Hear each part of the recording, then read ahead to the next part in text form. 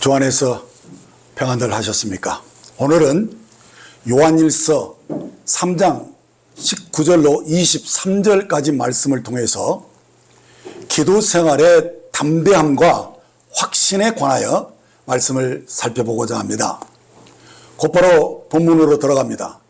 19절을 보시면 이로써 우리가 진리에 속한 줄을 알고 또 우리의 마음을 주 앞에서 굳세게 하리로다 라고 말씀합니다. 여기 맨 앞에 이로써라는 이 말은 앞에 있는 구절들에 다루고 있었던 그 형제 사랑에 관한 그 주제가 계속 연결되어서 이제 새로운 주제가 이어지고 있음을 우리에게 말해주고 있습니다. 즉 형제를 사랑하는 우리가 진리에 속한 것임을 상기시켜 줌으로써 우리가 계속 형제 사랑에 집중할 수 있게 해줄 뿐만 아니라 이제 그것으로부터 우리들이 얻게 되는 유익을 연결시켜서 말씀해 주는데, 그것은 바로 우리가 형제 사랑을 통해서 진리에 속했다는 것을 우리들이 확신하게 될 때 실제적인 삶 속에서 우리들이 하나님 앞에 담대함을 얻고 우리가 이 기도 가운데 주님 승리할 수 있음을 우리에게 말씀해 주고 있다는 것입니다. 그래서 오늘 말씀은 특별히 하나님과의 소통하는 이 실제적인 체험의 측면으로 볼 때 형제 사랑은 우리의 기도 생활에 너무나도 큰 영향을 주고 있다는 말씀입니다. 그래서 19절 뒷부분에서 우리의 마음을 주 앞에서 굳세게 해준다라고 말씀합니다. 이 말은 우리가 말과 혀로만 형제를 사랑하지 않고 행함과 진실함으로 사랑하게 될 때 이것이 우리 실제 삶 속에서 나타날 때 거기서 얻는 그런 기쁨과 확신이 우리 기도 생활에 커다란 영향을 주고 하나님 앞에 우리를 하여금 담대하게 세워준다는 말씀입니다. 자, 이렇게 우리가 형제 사랑을 행함과 진실함으로 할 때 우리의 마음을 주 앞에서 굳세게 해주는 것, 그래서 하나님 앞에 거리낌 없이 교통할 수 있는 그런 담대한 확신을 가져다 주는 것이 우리의 신앙생활에 너무나도 중요하다는 사실을 지금 역설해 주고 있는 것입니다. 그러니까 이 말을 역으로 생각해 보면 우리가 만일 형제를 사랑한다고 말로만 하고 실제로는 행함과 진실함이 없게 된다면 어떻게 되느냐, 이것이 우리 마음에 커다란 짐이 되고 꺼리낌이 되어서 평안함도 없고 확신도 없는, 그리고 무기력한 기도 생활을 할 수밖에 없는 위험에 처하게 된다는 것입니다. 그러나 우리가 만일 이 신성한 생명으로 행함과 진실하고 형제를 사랑할 수 있는 우리들이 그렇게 살 때 우리 안에 큰 평안함이 있고 그리고 담대함이 있어서 하나님 앞에 나갈 때 아주 당당하고 확신에 차고 그 기쁨이 충만한 그런 믿음으로 하나님께 설 수 있다는 얘기예요. 네. 전쟁은요 하기 전에 이미 판결이 난다고 그러는다. 그것은 뭐냐, 정말 자신감이 있을 때 어떤 싸움도 이길 수 있다는 것입니다. 그런데 뭔가 튕기는 게 있고 뭔가 자기가 스스로가, 그러니까 이 마음이 문제거든요. 마음이 그냥 딱 굳으면 좋은데 우리들은 마음이 흔들릴 때가 많아요. 오늘 그런 부분이 도대체 왜 그러는지, 그것을 어떻게 극복해야 되는지, 그래서 우리 기도 생활에 새로운 변화를 우리가 가지려면 어떻게 해야 되는지, 이런 부분에 대해서 여러분들이 오늘 말씀을 통해서 은혜를 받으셔야 합니다. 그래서 우리의 무기력한 기도 생활이 새롭게 되어야 됩니다. 우리들이 신앙생활에 기쁨 그 자체가 되어야 되거든요. 그럴 때 막 찬송을 부르거나 기도를 하거나 무엇을 해도 거기에 막 넘치는 충만함이 나타나는 거예요. 그게 열매가 되는 것이거든요. 그렇기 때문에 우리가 이 신성한 생명으로 형제 사랑을 진실하게 행함과 진실함으로 하게 될 때 일어나는 유익을 우리들이 무시할 수가 없다는 것입니다. 그래서 우리들의 마음이 참으로 굳세고 우리의 마음이 늘 기쁨이 충만한 그런 자세로 우리들이 신앙생활이 이루어져야 한다는 것입니다. 여러분, 왜 우리 기도생활이 무기력하고 확신도 없고 담대함도 없이 그냥 지지부지한 것입니까? 그것은 이미 말씀드린 바대로 우리의 마음이 굳세지 못하기 때문인 것입니다. 그래서 오늘 우리 말씀을 통해서 우리가 항상 기도하고 낭망치 않을 수 있는 그런 굳센 마음을 어떻게 가질 수 있는 것인가? 그것을 오늘 이 말씀 속에서 우리가 확실히 보고 여기서 큰 격려를 받으셔야 한다는 것입니다. 그러므로 우리는 오늘 말씀을 통해서 기도 생활이 무엇이며 이 기도 생활에서 우리에게 무엇이 중요한 것인지를 발견하시고 여러분들이 기도 생활에 기쁨이 넘치고 확신이 가득한 그러한 새로운 전환점이 되기를 주의 이름으로 축복합니다. 누가복음 18장 1절을 보시면 예수께서 그들에게 항상 기도하고 낙심하지 말아야 할 것을 비유로 말씀하신 것을 보게 되면 우리 기도가 항상 이게 유지되는 것이 굉장히 중요해요. 그래서 항상 기도하는 것이 없으면 어떻게 되느냐? 낭만케 된다는 거예요. 네. 그래 낭만케 되면 모든 게 흔들리게 되고 다 우리의 자칫하면 우리의 신앙의 배가 좌초될 수 있다는 사실이죠. 그래서 이게 참 중요해요. 그러면 우리가 이 그리스도인의 삶을 잘 유지하는 게 뭐냐? 그것은 하나님과의 교제가 늘 원만하다는 얘기예요. 그래서 하나님께 나가는 것이 스스럼 없고 하나님의 임재를 의식하면서 그 마음이 강하고 담대한 가운데 살게 되면 사실 그 무엇도 불가능이 없어요. 왜냐하면 믿으면 모든 것을 가능케 하니까요. 그런데 문제는 이런 믿음이 잘 생기지 않는다는 거예요. 그래서 우리 신앙생활에서 이 기도 생활이 정말 얼마나 중요한지 이것을 여러분들이 오늘 깊이 인식하는 시간이 되었으면 좋겠습니다. 그런데 이렇게 우리 신앙생활에 큰 비중을 차지하고 있는 이 기도 생활이 이렇게 중요한데도 많은 분들이요 물어보면은 기도 생활을 어떻게 하는지를 잘 모르시고 있는 분들이 많아요. 그래서 기도할 때 정확히 내가 무엇을 기도해야 될 줄 모르고 그냥 기도하는 거예요. 그러니까 아무런 생각 없이 기도에 들어가서 막 이 말 저 말 하다가 그냥 아무런 느낌도 없이 마음에 어떤 감동이나 감사도 없이 그냥 기도가 끝나는 거. 그러니까 한마디로 그게 뭐냐? 매가리가 없어요. 형식적으로 했다는 거예요. 그 이유가 무엇이냐 이거예요. 오늘 우리는 이 기도 생활을 점검해 봐야 돼요. 그래서 이 오늘 말씀을 통해서 내 기도 생활이 어떤지를 보고 이것을 어떻게 극복하고 새롭게 될 것인지 한마디로 말해서 우리 마음이 담대하고 확신이 가득한 기쁨이 가득한 기도 생활로 변화되어야 된다는 것입니다. 자, 이제 본문 19절 말씀을 다시 보겠습니다. 이로써 우리가 진리에 속한 줄을 알고 또 우리 마음을 주 앞에서 굳세게 하려다라는 이 말씀을 우리들이 주의 깊게 보면 결국 기도는 우리가 진리에 속한 줄을 알고 그 앞에 담대히 나아가는 그것이 우리 굳센 마음으로 주님 앞에 나아가는 것이 바로 기도라는 사실을 여기에서 보여주고 있습니다. 그러니까 우리 마음이 굳세게 기도를 하게 되면 어떻게 되냐? 거기서 힘을 얻는다는 거예요.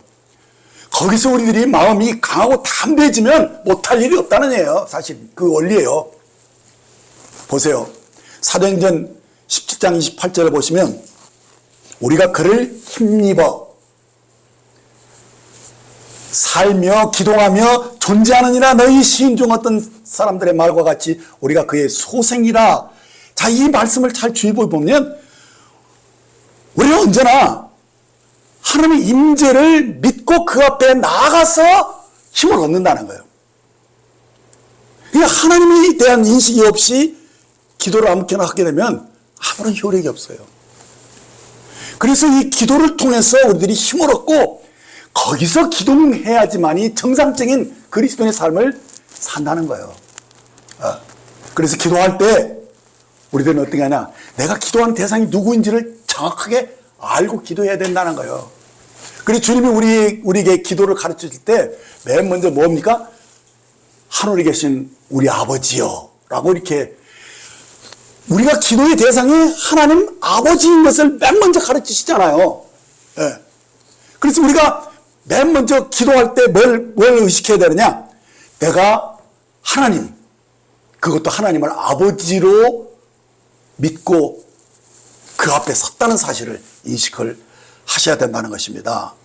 그래서 마태복음 6장 9절을 보시면 그러므로 너희는 이렇게 기도하라.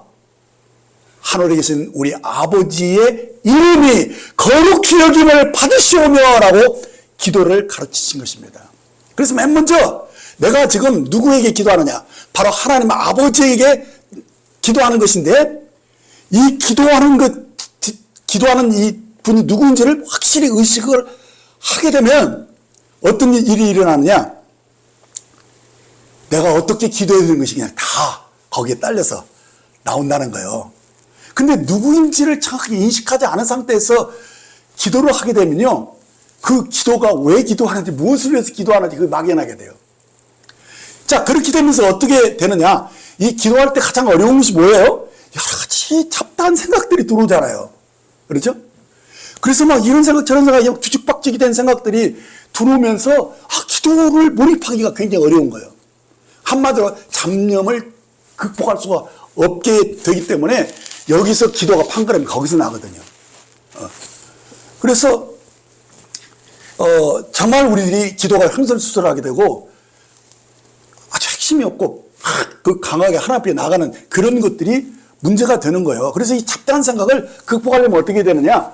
우리가 내가 기도를 누구한테 하느냐? 그것을 딱 의식해야 돼요. 하나님 아버지, 그것도 하늘에 계신 전능하신 하나님이 나의 아버지인 것을 확실히 인식하는 거. 그래서 내가 하나님 앞에 복대하고 있다는 이 의식을 여러분들이 새롭게 가지면은요, 그러면은 우리 기도가 어떻게 됩니까? 확실히 목표가 생기면서 기도의 줄기가 다 잡히기 마련이에요. 그래서 하늘에 계신 우리 아버지요, 그 다음에 뭡니까? 이름이 거룩히 여김을 받으시오며 하면서 정말 하나님의 그 이름, 그 영광, 그분에게 대한 어떤 그런 것들이 먼저 드려져야 되는 것을 알게 되잖아요. 그렇죠? 그러면서 진짜 예배자가 되어서 기도하는 것이죠. 그래서 먼저 여러분들이 기도할 때 감사로 나갈 뿐만 아니라 그 경배와 찬양하는 것에 막 기쁨이 넘쳐야 돼요. 이게 기도의 상태를 이 처음부터 다 여기서부터. 그래서 참 시작이 굉장히 중요하잖아요.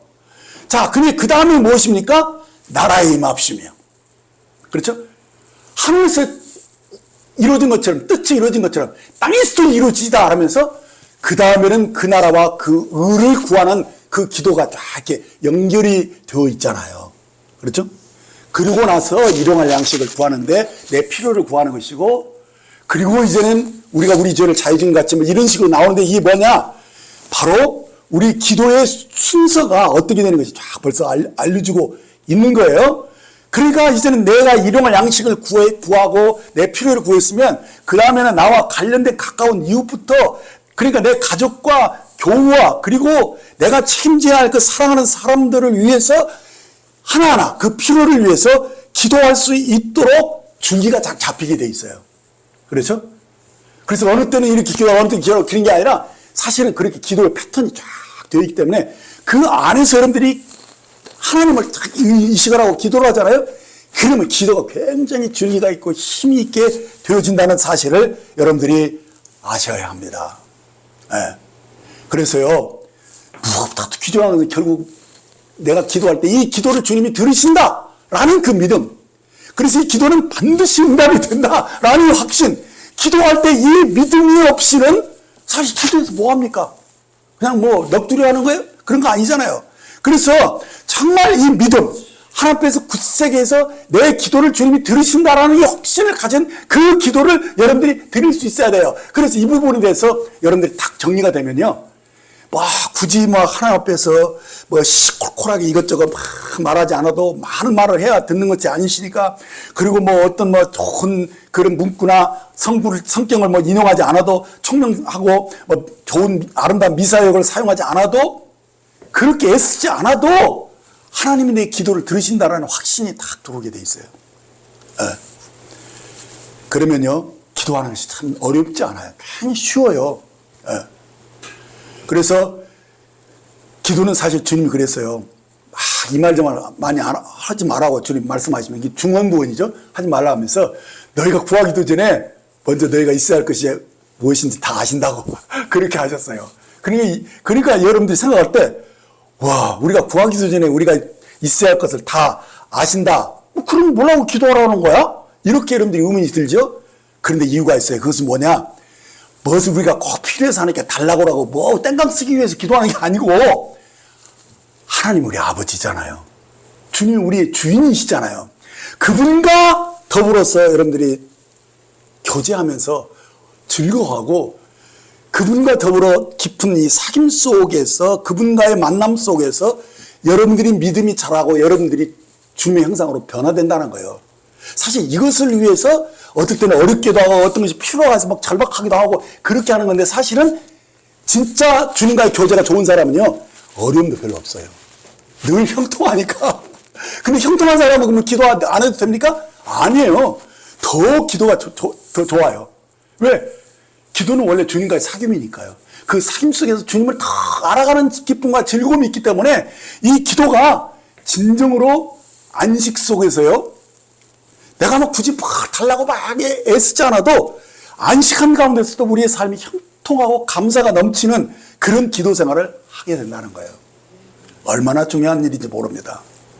그래서 정말 중요한 것은요, 기도할 때 우리가 하나님 앞에 정죄를 받지 않고 아주 자유롭고 평화롭고 그 기쁨이 넘치는, 정말 주님을 알아서 주님이 너무 좋은 거예요. 그래서 그분을 생각만 해도 마음이 막 흐뭇하고 편안한 그런 자세, 그런 마음, 그런 기도 생활을 여러분들이 하셔야 된다는 거예요.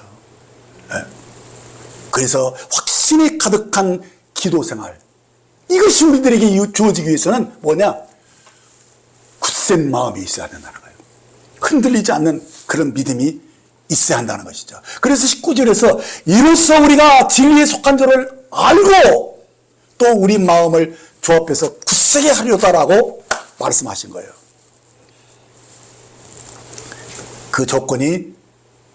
이 조건이 충족되기 위해서 그러면 어떻게 해야 되느냐? 20절에 뭐라고 말씀하셨느냐? 20절 보세요. 이는 우리 마음이 혹 우리를 책망할 일이 있어도 하나님은 우리 마음보다 더 크시고 모든 것을 아시기 때문이라고 말씀한 것을 보게 됩니다. 바로 이것입니다. 우리가 하나님 앞에 나아갈 때 혹시 우리 마음이 자신을 책망할 일이 있다면, 혹 우리 마음에 걸림이 되는 어떤 그 일들이 있다면, 우리 마음보다 크시고 모든 것을 아시는 하나님 앞에서 내가 진정 자유롭고 평안할 수 있겠느냐? 정말 하나님께 당당하게 확신찬 그 기도를 할 수 있겠느냐? 이것을 지금 묻고 있는 거예요. 우리가 이렇게 마음에 걸리는 어떤 것이 있잖아요. 그러면 정죄를 받아요. 그러면 이 정죄를 받으면 마음이 눌려버리잖아요.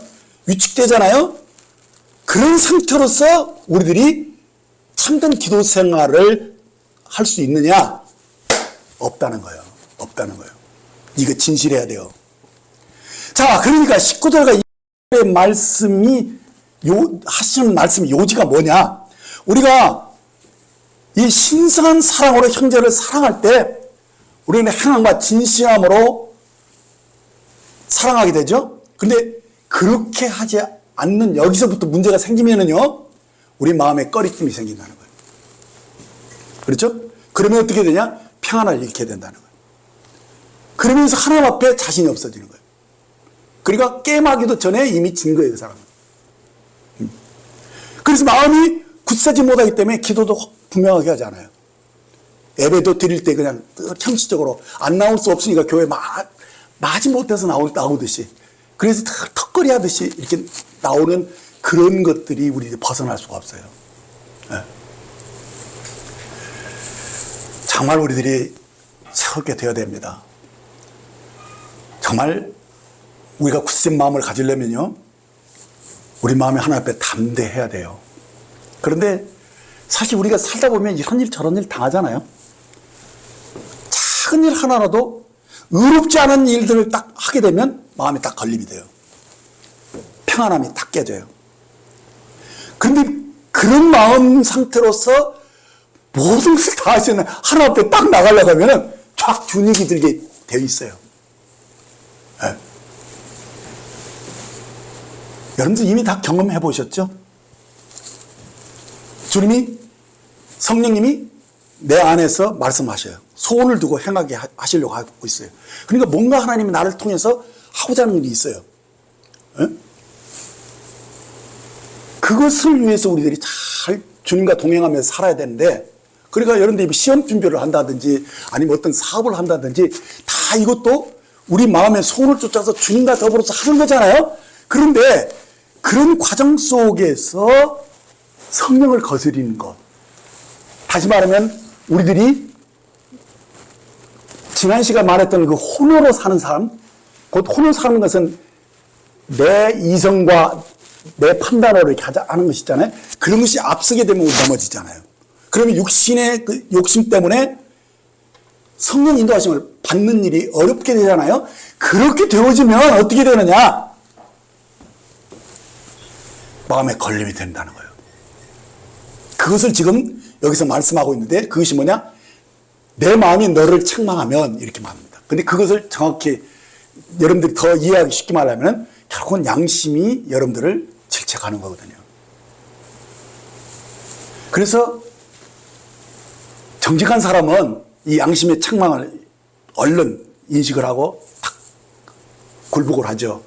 그리고 하나님 앞에서 정직하게 탁 서는데, 여기서 중요한 것은 이 양심의 책망을 적당히 그냥 무시하려고, 적당히 그냥 뭉개버리려고 하면 어떻게 되느냐? 그렇게 해서 자기 마음을 좀 편안하게 하려고 하게 되면 그것이 여러분들 신앙생활을 엄청나게 방해한다는 거예요. 그것이 우리들이 성장하지 못하게 하는 아주 결정적인 요소가 된다는 사실을 오늘 인식을 하셔야 되는 것이죠. 그래서 우리가 기도할 때, 기도하기 전에 우리 마음에 어떤 꾸중을 듣는 꾸지람이 딱 이렇게 오잖아요. 다시 말해 양심의 어떤 책망이 딱 이렇게 생겼을 때 그것을 적당하게 해결하려고 하지 말라는 거예요. 이 양심의 책망은 우리 마음에 고통을 주거든요. 그런데 이 고통을 그냥 적당히 뭉개려고 하지 말라는 거예요. 기도 생활에서 이건 참 중요한 것이죠. 마음에 책망하는 게 있어요. 우리 마음 스스로가. 양심이 그러는 거예요. 그것이 뭐냐? 사실은 우리가 이 청결한 마음과 선한 양심을 가지고 사는 것이 하나님 나라의 그 통치 속에 들어가는 한 첩경이 되는 거거든요. 그래서 산상수훈에서도 가난한 마음을 먼저 얘기하시고, 또 애통하는 마음, 의를 목말라하는 마음들, 이런 것들이 천국에 들어가는 한의 길이 되는 것을 말씀하신 거예요. 그러니까 중요한 것은 뭐냐면 우리들이 정말 하나님 앞에서 가난한 마음과 이 애통하는 마음들, 이렇게 그게 뭐냐면 청결하게 살려고 하고 선한 양심으로 살려고 하는 그런 마음들을 소중히 여기라는 거예요. 이게 신앙생활의 아주 핵심이에요. 근데 사람들이 이것을 그냥 이렇게 적당히 뭉개고, 그렇기 때문에 그 사람이 실제로 하나님의 통치 안에 들어가지 못한다는 거예요. 네. 이따 제가 더 자세히 말씀을 드릴 것입니다만, 그래서 하나님과의 선한 이 교통이, 흐름이 깨지고 교제가 잘 안 돼요. 그럼 거기서부터 신앙생활 흔들려 버리는 거예요. 거기서부터 문제가 생긴다는 거예요. 그래서 하나님이 우리 속에 선한 양심을 두신 거거든요. 그러니까 이 선한 양심이 뭐냐? 하나님의 통치를 받을 수 있도록 우리 마음을 준비시켜주는 하나님의 은혜거든요, 사실은요. 그런데 이 마음의 책망을 들으면 우리가 찔리가 아프거든요. 그러니까 이 고통을 누가 고통을 좋아하는 사람이 누가 있어요? 그렇죠? 고통을 적당히 해보려고 하는 거예요. 예. 예. 그렇게 되면 하나님과의 그 세미한, 그리고 투명한 그 교제가 혼탁하게 되고 뭉거지기 시작한다는 거. 굉장히 중요한 부분입니다. 자, 보세요. 디모데전서 1장 5절 7절 말씀을 보십시오. 자, 이 교훈의 목적은, 근데 어느 성경에서는 경계의 목적은 이렇게 했고, 또 어디서는 율법의 목적은 이렇게 번역을 여러 성경이 그렇게 했대요. 근데 그냥 보편적으로 제일 좋은 게 교훈의 목적은 이게 좋은 것 같아요. 이 교훈의 목적은 뭐냐? 청결한 마음과 선한 양심과 거짓 없는 믿음에서 나오는 사랑의 글을 사람들이 이에서 벗어나 헛된 말에 빠져 율법의 선생이 되려 하나 자기가 말하는 것이나 자기가 확증하는 것도 깨닫지 못하노도다라고 사도 바울이 탄식하고 있는 것을 보게 됩니다. 자, 우리가 여기서 주목해야 될 것은 우리 신앙생활의 정말 중요한 목적이 뭐냐? 이 교훈의 목적은 청결한 마음, 선한 양심과 거짓 없는 믿음에서 나오는 사랑이라는 거예요. 이 사랑. 거짓 없는 믿음에서 나오는 이 사랑인데 자꾸 이것을 벗어나서 딴 얘기들을 많이 한다는 거예요. 신앙생활에 중요한 것이지 무엇인지 모르고 자꾸 율법의 행위를 강조하게 되니까 이것이 해결이 안 돼요.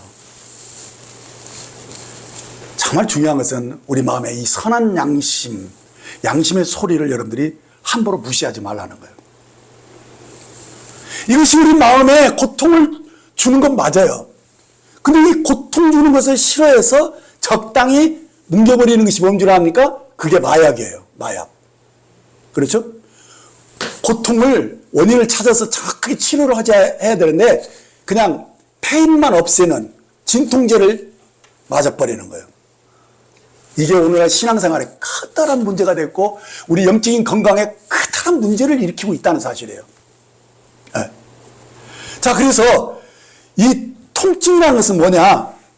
당장은 괴롭지만은 우리 몸에 만일 통증이 없다고 생각해 보세요.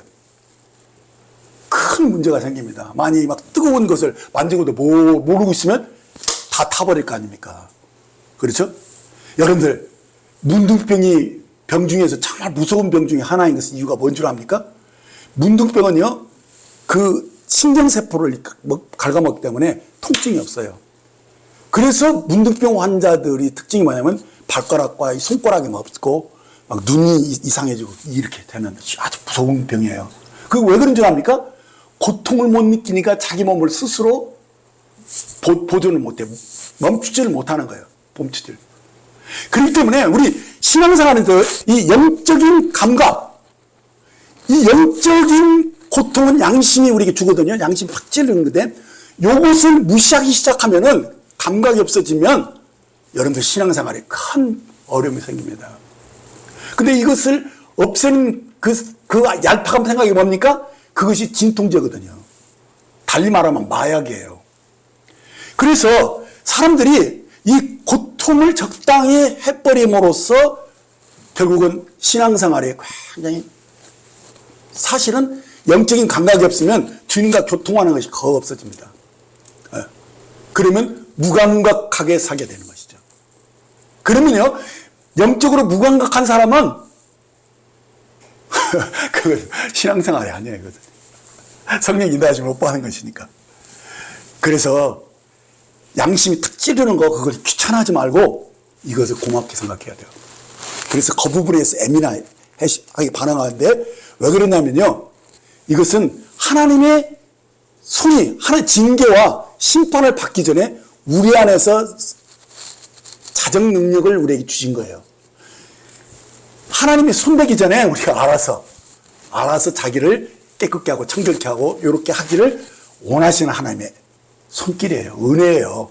예. 그렇기 때문에 20절에서 말하는 것이 뭐냐? 마음의 책망은 곧 우리의 양심이 정죄하는 것을 가리키는 것인데 이것은 우리가 하나님의 징계를 받기 전에 하나님의 심판을 당하기 전에 스스로가 그것을 해결하기를 원하시는 주님의 배려예요. 그래서 하나님 앞에 여러분들이 딱 독대할 때 하나님 앞에 딱 설 때 먼저 자신의 마음을 이렇게 뭐 꼭 굳이 살피지 않아도 양심이 착 얘기하거든요. 마음을 청결하게 갖는 사람들은요, 다 알아요. 내가 하나님 앞에 잘못했던 거. 그거 여러분들 적당히 뭉개지 마세요. 성령님이 이미 여러분들이 지적을 하셨어요. 성령께서 마음에 소원을 두고 계속 행하기 원하셔서 여러분들 말씀을 여러 번 했는데도 불구하고 여러분들이 이 핑계 저 핑계 말 안 듣고 적당히 해버리려고 하는 그것이 우리 신앙을 무너뜨린다는 거예요. 네. 그래서 성령님이 이렇게 지적을 해주자 하시거든요. 근데 그럴 때 어떠냐면 내 양심을 그대로 인정을 하고 진정한 자백을 하셔야 돼요. 네. 그러니까 성령님이요, 딱 내 속에 어떤 생각이 드냐면, 야, 너 성령을 무시하는 놈이지? 나쁜 자식. 너는 하나님께 기도할 자격도 없어. 내가 누구이가 할래? 네가 감히 하나님의 존전에서 네가 기도하려고 하냐 하는 그런 양심의 책망이 쫙 들어옵니다. 그래서 하나님께 나가기 전에 그런 마음에 찔림이 딱 있는 것은 여러분들이 그것을 자꾸 치우려고 하지 말고 그냥 인정을 하라는 거예요. 그렇기 때문에 이 양심의 소리에 여러분들이 민감하게 반응하면서 거기에서 주님 앞에서 거짓없는 믿음으로 사랑하지 못하는 것을 자백하고 하나하나 자기 모습을 쭉 보잖아요. 그러면은 거기에서 새로움이, 하나님의 계시도 밝아지고 새로움이 일어난다는 거예요. 그런데 그것을 여러분들이 함부로 이렇게 무시하고 그냥 계속 기도 막 하려고 하잖아요. 그러면 어떤 일이 납니까? 마음이 그것을 용납하지 못해요. 그러면 항의가 일어나요. 곧 양심의 지적을 적당히 무시하려고 하면은 어떤 현상이 일어나는 줄 압니까? 갑자기 힘이 쭉 빠져요. 평안함이 쫙 사라져요. 아마 여러분도 그런 거 경험하셨을 거예요. 그럴 때 여기서 두 가지로 나눠져요. 다 하나님께 굴복되든지 아니면 강팍한 마음을 갖든지. 강팍한 마음을 갖지 마세요.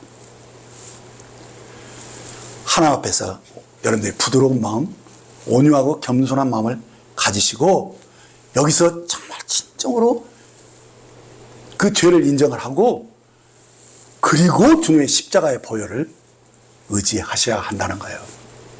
그런데 그런 과정을 그냥 무시하고 그 고통을 얼른 해결하기 위해서 진통제 맞듯이 얼른 그냥 맨 보혈을 그냥 너무 쉽게 보혈을 얘기하고 너무 쉽게 그냥 자백도 그냥 적당히 해버리고 하지 않았으면서도 이미 자기가 다 주님이 다 그냥 괜찮은 것처럼, 주님은 자비하신 분이고 참 풍부하신 분이니까 괜찮은 것처럼 해서 스스로가 자기를 굳세게 하려고 하는 그게 굉장히 위험하다는 거예요.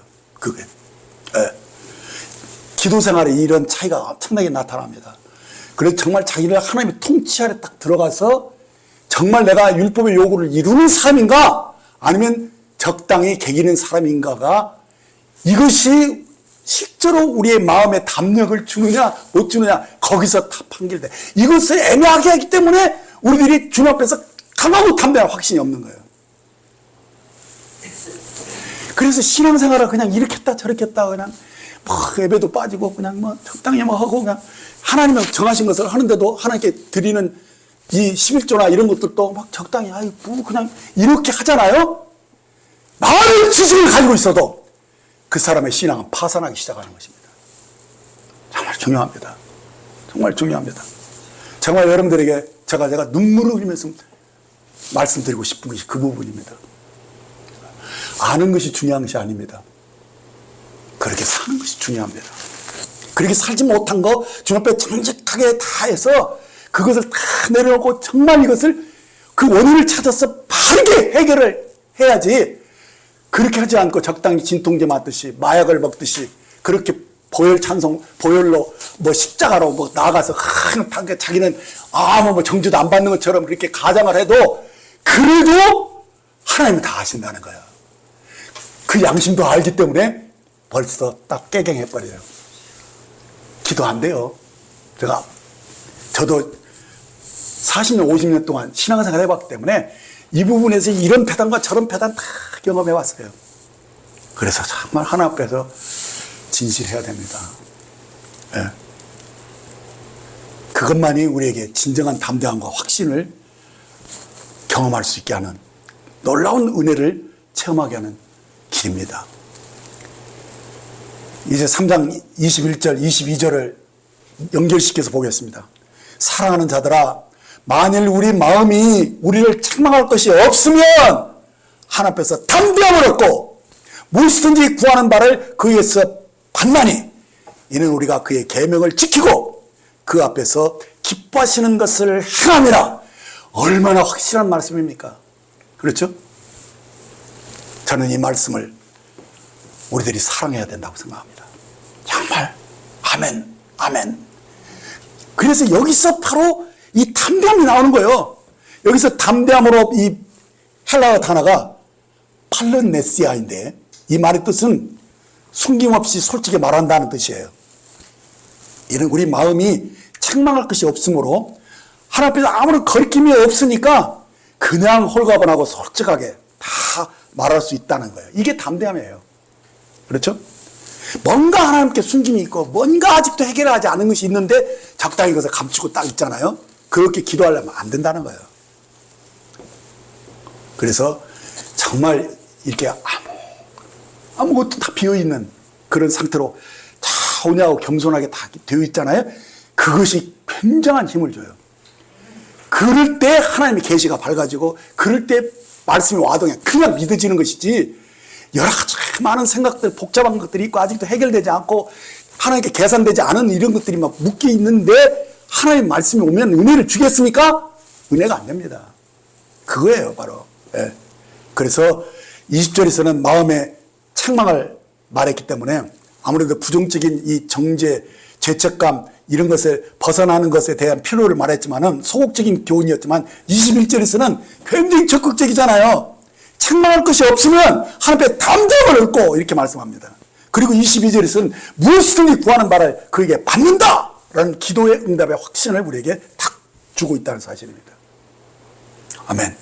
마가복음 11장 22절에서 25절을 보면 내가 진실로 너에게 이르노니 누구든지 이 산더러 들리어 바다에 던지라 하며 그 말한 것이 이루어질 줄 믿고 마음에 의심하지 아니하면 그대로 되리라. 와,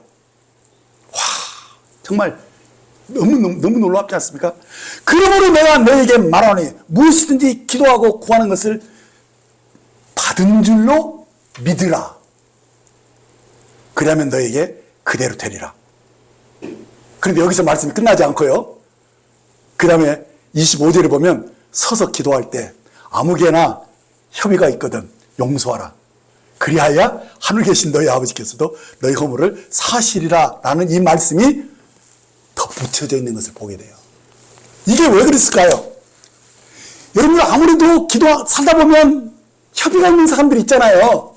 마음이 불편하고 판단해보고 그냥 진짜 짜증나게 막 이 마음에 그 사람에 보면 짜증나는 마음이 있고 막 이렇잖아요. 그러면 그만큼 주님과의 관계에 틈이 벌어진다는 거예요. 네.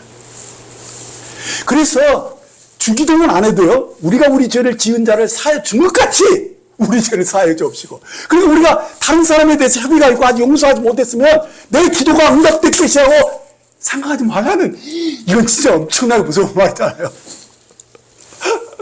그러니까 정말 우리가 이 마가복음에서 나오는 정말 우리가 구한 것을 그냥 바로 받은 줄로 믿을 수 있는 이 담대한 배짱 있는 이 믿음이 어디서 나오느냐? 자, 우리 마음에 책망할 것이 없는 거기서 나온다는 거예요. 뭔가 사인처럼 문제가 있는데도 그냥 되겠지. 그렇게 하는 건 우리가 진정 담대함을 주지 못합니다. 네. 여러분도 다 경험해서 다 알겠지만은 여러분 자신이 아프다거나 또 사랑하는 자가 아플 때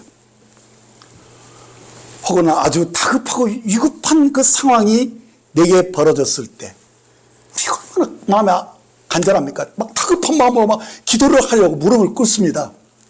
그런데 문제는 아무리 다급하고 막 너무 절박해도 내 양심이 딱 나를 책망하잖아요. 너 참 염치도 좋다. 내가 지금껏 내 마음대로 살다가 다급해지니까 기도하려고 왔냐? 나쁜 놈. 하나님을 잊고 살다가 어려운 일 당하니까 하나님께 나오는 거 맞아? 이런 생각이 불현듯 떠오르면서 기도를 방해하는 거예요. 떨치지 못해요. 이런 것들을 떨치지 못합니다. 그리고 그 마음이 정죄를 딱 당해버리잖아요. 그러면 담대함이 싹 꺼져버립니다. 이 담대함이 없으면요, 사실은 뭐 지식적으로 뭐 주님이 죽으심으로 휘장이 뭐 갈라지고 우리가 지성소에 언제든지 들어갈 수 있고 멋지고 다 알아도요, 안 돼요. 영이니까 지식으로는 뭐 그걸 된다고 막 주장하고 해도 이 속 깊은 것은 아니야. 예의 나쁜 놈. 그냥 그렇게 이것이 딱 나온다니까요. 저도 많이 경험해봤어요. 여러 번 이렇게도 저렇게도 너무 고통스럽게 하는데 결국은 내가 다 비워줘야 되더라고. 네? 거기서만 하나님의 참신한 계시가 임하고 거기서만 비로소 담대함을 얻는. 그래서 은혜의 보좌 앞에 담대히 나아가는 것이 그때 이루어지지. 기도하고 나서 아멘 이런 것이 딱 오지. 아무리 목소리를 크게 아멘을 해도 안 된다고 내 속에서 말해버리면 안 되는 거예요. 안 믿어요. 안 믿어요. 그래서 정말 교제는, 하나님과 기도는 평안하고 확신이 있게 아주 기쁨이 넘치는 가운데서 억지가 아닌 그 기도가 기초가 다 되어 있어야 돼요. 자, 여러분 이런 어려움에 봉착했을 때 여러분들은 어떻게 됩니까? 기도하려고 하는데 마음에서 이 확신이 안 나. 마음에서 캥겨. 믿음이 안 생겨. 어떻게 해야 됩니까? 일단 죄책감에서 벗어나야 된다는 거 알죠? 그래야지만 우리가 담대함을 회복해서 기도할 수 있다는 거 다 압니다. 여기서 담대함은 영어로 confidence입니다. 이 confidence라는 말은 번역하면 신뢰 또는 자신감이라고 번역할 수 있습니다. 기도하는 데 있으세요? 이 confidence처럼 중요한 게 없어요. 우리가 자신감 그러면 이거 건방진 것처럼 느끼잖아요. 그게 아니라 이 confidence는요, 그냥 믿음을 우리에게 딱 줘버리는 그런 확신을 얘기하는 거예요. 그래서 많은 경우 여기에서 실패합니다. 뭐냐?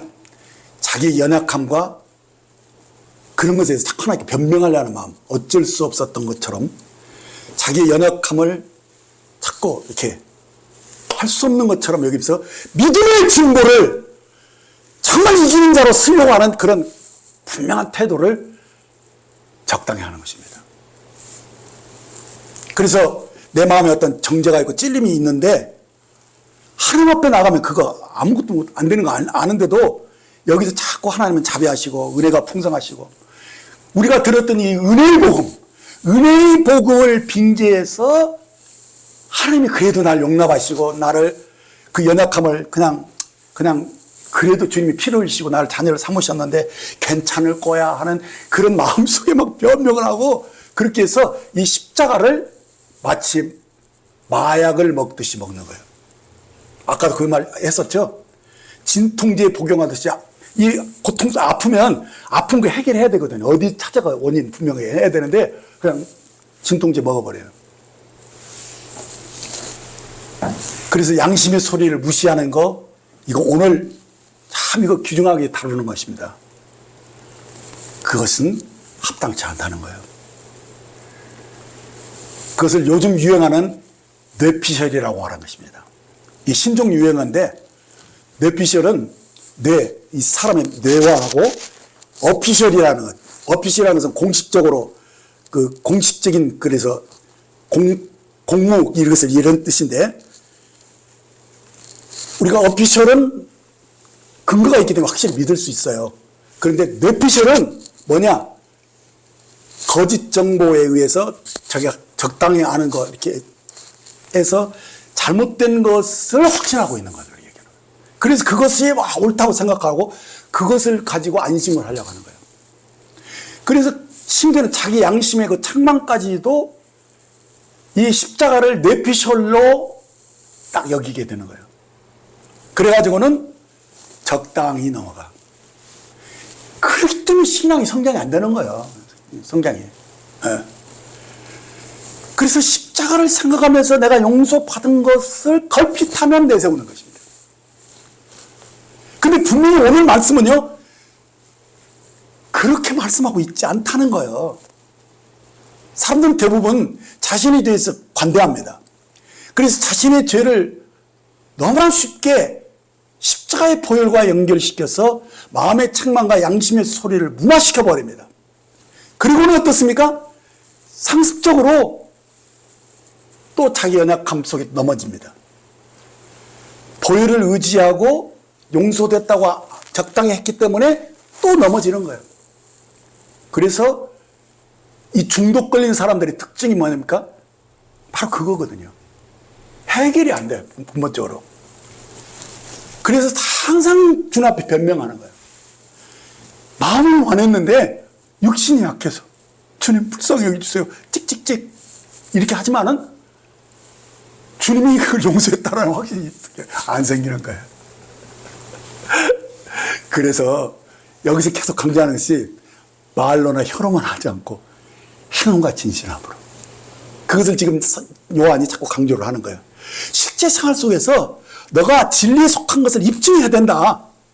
그것이 우리 마음을 굳세게 하는 것이다 라는 것을 19절에서도 계속 강조하는 것은, 이로써 우리가 진리에 속한 줄을 알고 또 우리 마음을 주 앞에서 굳세게 하리라고 말씀하신 거예요. 이로써라는 것은 말과 혀로만 살아가지 않는 그것을 얘기하는 거거든요.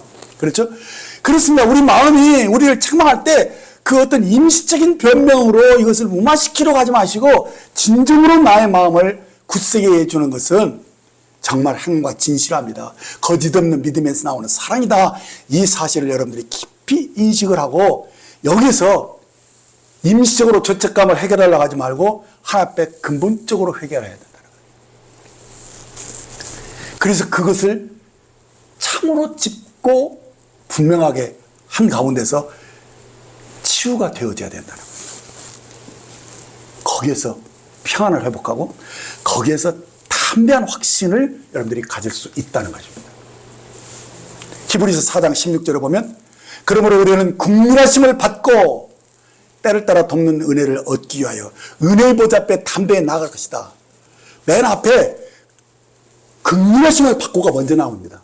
근데 이거 딱 빼고 때를 따라 돕는 은혜를 얻기 위하여 은혜의 보좌 앞에 나아가려고만 합니다. 네. 정말 하나님의 긍휼하심을 받으셔야 됩니다. 그러려면 여러분들이 정말 낮아져야 돼요. 정말 겸손해야 돼요. 정말 정직하게 이 죄를 해결해야 돼요. 죄를 덮어서는 안 됩니다. 해결해야 됩니다. 해결해야 됩니다. 그래서 히브리서 10장 19절 22절 끝부분을 보면 그러므로 형제들아 우리가 예수의 피를 힘입어 성소에 들어갈 담력을 얻어내니 참마음과 온전한 믿음으로 하나님께 나아가자. 이렇게 말씀하고 있는 것입니다. 우리가 하나님께 도움을 얻기 위해서 은혜의 보좌 앞에 나아갈 때 긍휼이 없이는 안 됩니다. 정말 하나님과 바른 관계 속에서 긍휼을 얻고 그 다음에 담대함을 가지고 하나님께 서야 됩니다. 그것이 뭐냐? 참마음과 온전한 믿음으로 하나님께 나아가는 것입니다. 자, 이렇게 이 담대함, 컨피던스는요 어떻게 가지는 것인지 성경에 정확하게 나오고 있어요. 그래서 그 속에 양심이 내가 진리에 속겠다는 것을 아는 그것이 진정한 확신이에요. 그게 컨피던스예요. 내가 하나님의 자녀라는 사실에 대한 확신, 그것을 지금 요한은 우리에게 강조하고 있는 거예요. 그것은 어디서 나오느냐? 우리가 형제를 사랑함으로써 우리가 진리에 속한 줄을 알면서 그래서 하나님의 자녀라는 사실을 확신하는, 컨피던스하는 그것이 거기서 나온 거라고 분명하게 말씀해 주고 있는 거예요. 그래서 이 확신은요 그냥 지식에서 나오는 게 아니에요. 십자가의 보혈 아무리 얘기를 해도 그것은 컨피던스를 짓지는 못해요. 정말 내가 진리에 속한 줄을 내 양심이 알아야 돼요. 양심 말할 수 있어야 돼요. 거기서만 담대한 확신이 나오는데, 그 담대함은 무엇이냐? 하나님이 정말 나의 아버지라는 것이 정말 순수하게 믿어지는 거거든요. 거기서 하나님이 나를 정죄하거나 심판하는 분이 아니라는 사실이 믿어지는 것은 그가 아버지이기 때문이에요. 아버지가 우리를 심판하십니까? 혹은 징계는 할 수 있지를 바라고 심판하거나 정죄하지는 않거든요. 그래서 이 컨피던스는 하나님에 대한 신뢰예요. 하나님에 대한 신뢰. 이것이 우리들에게는 확신이 되는 것이죠. 하나님께는 신뢰고 이것이 우리에게는 확신이 되는 거예요.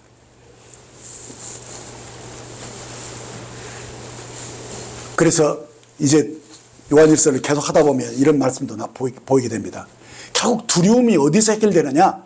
요한일서 4장 18절에서 보면 사랑 안에 두려움이 없고 온전한 사랑이 두려움을 내쫓나니 두려움에는 형벌이 있습니다. 두려워하는 자는 사랑 안에서 온전히 이르지 못하였느니라 라는 이 말씀. 우리가 형제를 사랑함으로 하나님의 자녀가 되었다는 이 확신은 어디서 나오느냐? 정말로 온전한 사랑으로, 온전한 사랑 안에 거할 수 있어야 돼요. 예? 정말 하나님이 나를 사랑하셨다는 사실과 나도 그것 때문에 다른 형제를 향하가 진실한 걸 사랑하는 그것이 온전히 되어지는 것이죠. 그것이에요. 예. 그래서 거짓없는 믿음에 쓴 사랑, 그것만이 우리를 두려움에서 해방시켜주는 것입니다. 그래서 내가 기도할 때 하나님이 나를 기뻐하신다는 사실, 이것을 확신하기 때문에 내가 기도했으면 하나님은 이것보다 더 좋은 것, 더 많은 것을 주신다라는 믿음이 그냥 있는 거예요. 그러니까 내가 기도를 잘해서 응답되는 게 아니고 하나님의 아버지이기 때문에 그 은혜가 풍성하신 분이니까 내가 기도를 별로 시원찮게 하는 것 같아도 이것보다 더 넘치게 하실 것이다. 내가 구하는 것보다 더 넘치게 하시는 주님인 것을 사도 바울은 강조하잖아요. 그런 말씀을 자주 하시잖아요. 그게 뭐냐니까 하나님에 대한 신뢰에서 나오는 거예요. 하나님에 대한 신뢰. 그래서 기도할 때 즐거운 거예요. 기도를 잘하려고 한 게 아니라 기도 자체가 즐거운 거예요. 그 확신 때문에 하나님 나의 아버지다. 그것 때문에 내가 막 굳이 실컷거리 얘기하지 않아도 하나님이 그냥 내 마음만 먹어도 다 아실 거야. 그런 확신이 있어요. 자신감이 있는 거예요. 그러니까 이게 자신감이거든요. 이 자신감이 넘치는 신앙생활 하는 사람들은요, 무지하게 거침이 없어요. 그 사람은 세상이 감당 못해요. 그런 사람들은. 네. 두려움도 없고 그냥 막 늘 확신 속에서 막 살기 때문에 그야말로 달리는 기차 같아요. 철마 같아요. 여러분들이 그렇게 되기를 원합니다. 예. 그래서요, 기도 응답 자체도 매달리지도 않아. 하나님이 어떻게 하시든지 할렐루야, 할렐루야, 그 사람은. 그래서 사도 바울이 로마서 8장 28절에서 우리가 알거니와 하나님을 사랑하는 자, 곧 그의 뜻대로 부르심을 입은 자들은 모든 것이 합력하여 선을 이루니라. 우와, 기도가 어떻게 되든 뒤에 어떻게 되든 그게 관계가 없어요. 이렇게 안 좋고 된 것도 아니야. 그거 선하게 합력해 선을 이룰 거야. 그래서 인내할 수도 있고 기다릴 수도 있고 그냥 하나님 이보다 더 넘치겠다.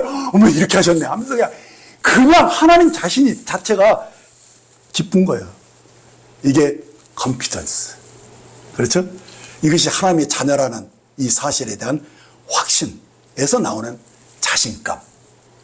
이것이 우리에게 기도의 응답을 주는 거예요. 이제 본문 22절을 보시겠습니다. 무엇이든지 구하는 바를 그에게서 받나니 이는 우리가 그의 계명을 지키고 그 앞에서 기뻐하신 것을 행함이나. 자, 요한은 이미 앞에서 우리의 마음을 주 앞에서 굳세게 하는 것에 대해서 말씀해 주었죠. 이제 그 말씀을 다시 한번 확증하는 마지막 진술을 말씀하고 있는 거예요. 그렇습니다. 우리가 하나님께 나아갈 수 있는 권리를 가졌다는 이 담대함을 가진 것이 뭐냐? 권리에서 나오는 것이거든요.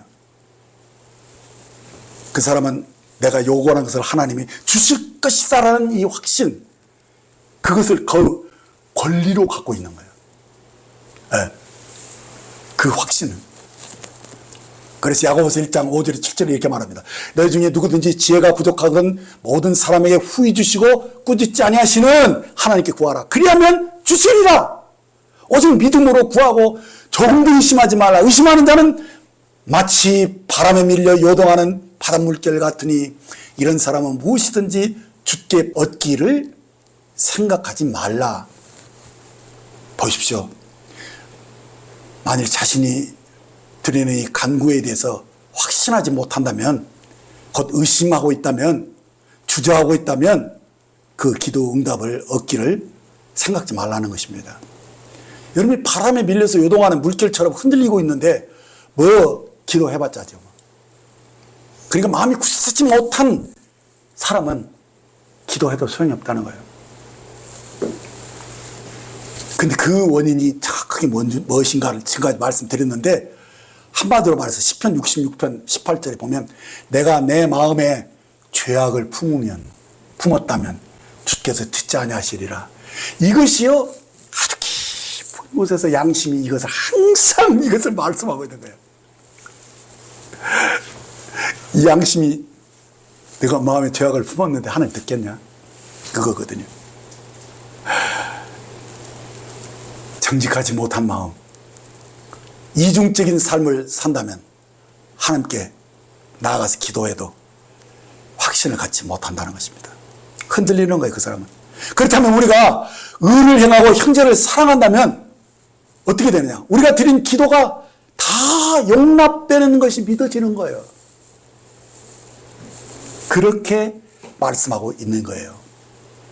그래서 22절에 무엇이든지 구하는 바를 그에게서 받나니 이는 우리가 그의 계명을 지키고 그 앞에서 기뻐하시는 것을 행함이라 하신 이 말씀의 뜻을 정확하게 알게 되는 거예요. 우리가 무엇이든지 구하는 바를 받을 수 있는 이유가 무엇이냐?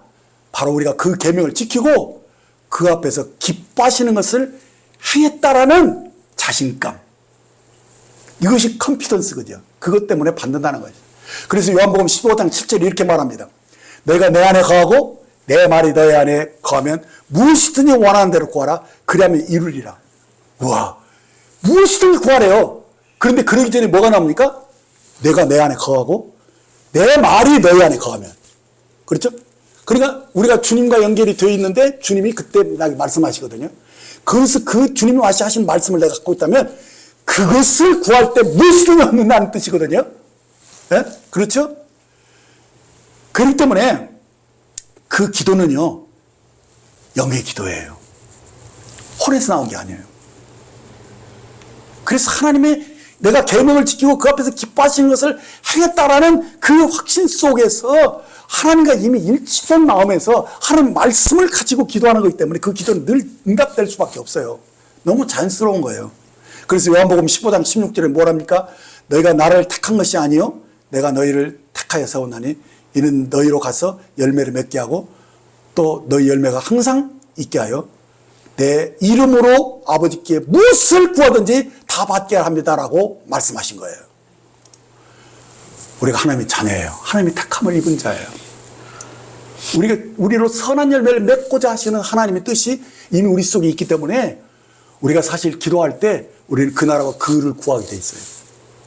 그 마음의 손을 따라서 우리는 기도하기 때문에 그 기도는 항상 하나님의 영광을 드러내요. 그래서 그런 열매를, 하나님의 영광을 드러내는 열매를 맺게 되어 있어요. 그래서 이 기도는 무엇을 기도하든지 이 조건이 바로 이미 다 형성이 되어 있기 때문에 그 기도 응답이 너무 분명하다는 사실이에요.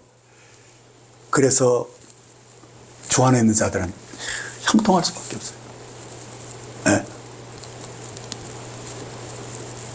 우리가 주 예수님의 온유하심과 이 겸손하신 모습이 주님이 내 안에 계시기 때문에 우리의 기도 생활에 온전케 되는 것입니다.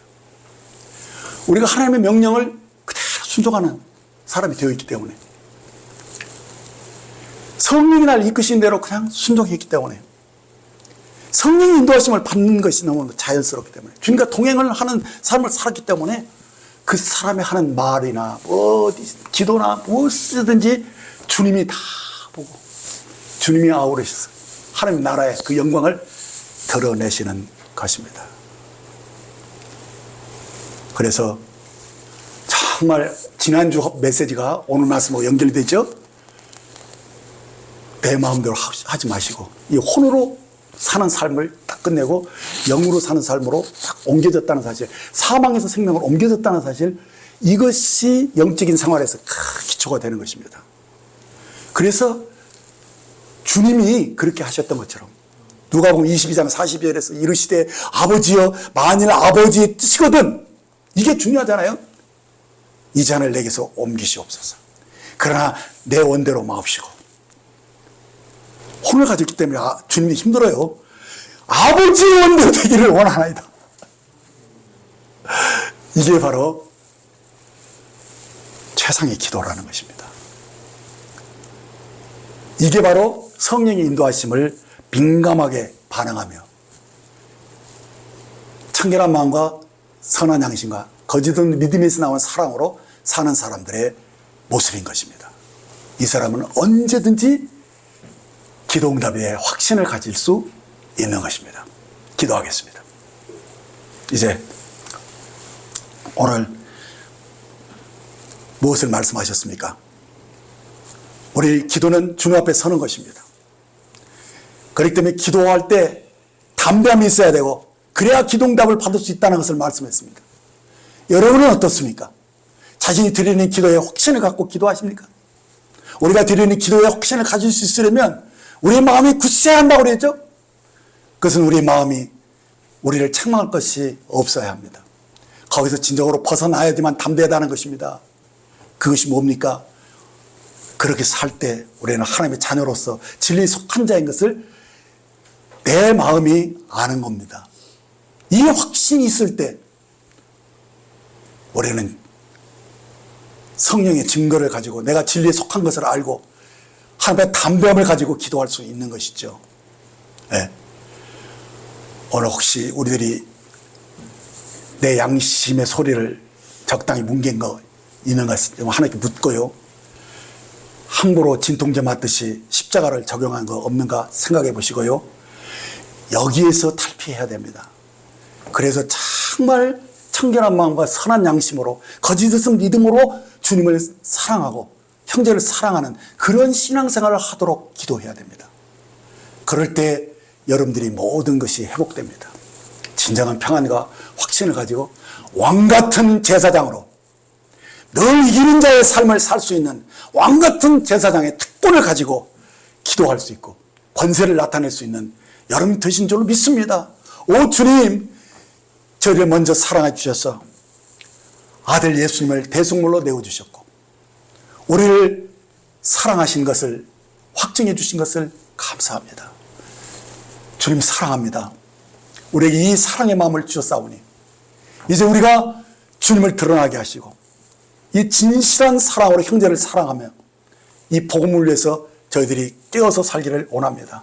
이제 말과 혀로만 사랑하지 않고 행과 진실함으로 사랑하게 해주셔서 저희를 통해서 주님의 나라가 확장되는 것을 보게 하시고 저희를 통해서 이 복음이 주님 듣는 사람들의 그 마음을 찌르고 새롭게 하며 그들을 구원할 수 있는 진정한 하나님의 통로가 되기를 원합니다.